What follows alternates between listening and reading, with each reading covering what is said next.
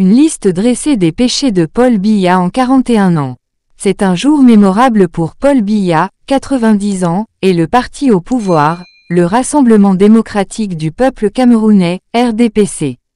L'activiste Nzui Manto trouve que le 6 novembre 1982 marque à jamais le jour où tous les problèmes du Cameroun ont commencé. 6 novembre 1982 au 6 novembre 2023. Le jour où la malchance condamna le destin du Cameroun. Amadou Ahidjo, pensant que Paul Biya avait les qualités requises pour continuer le développement du Cameroun, lui remit le pouvoir.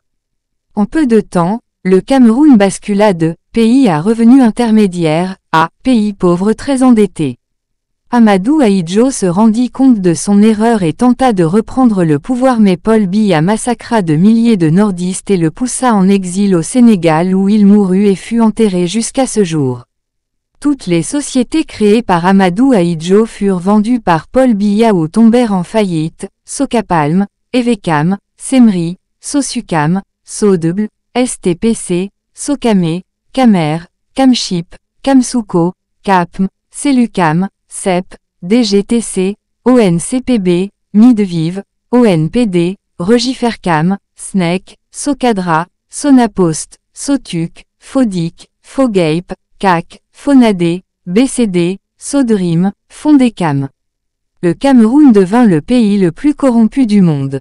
Paul Biya fit de l'hôtel intercontinental de Genève en Suisse le palais du Cameroun où entre 1969 et 2002, il effectua plus de 55 séjours selon l'ancien directeur de l'établissement hôtelier Mr Herbert Schott, propos parus dans son livre « L'hôtelier », paru en 2007.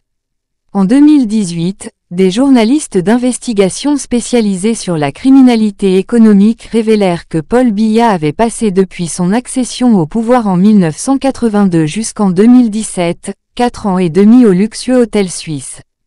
Coût estimé à 65 millions de dollars basé sur une facture de 40 000 $ par nuit pour toute sa délégation sans compter les prix de location des avions privés. Paul Biya, pour se maintenir au pouvoir, développe le tribalisme ancré dans son mode de gouvernance. Le taux de pauvreté atteint les 72% dans le grand nord du pays où était originaire son prédécesseur. Le chômage et le désespoir poussent de milliers de jeunes Camerounais à prendre la route du désert et de la Méditerranée. Son pouvoir s'exerce par la brutalité contre ses opposants politiques, hommes d'église, journalistes, y compris contre d'anciens collaborateurs officiellement accusés de corruption.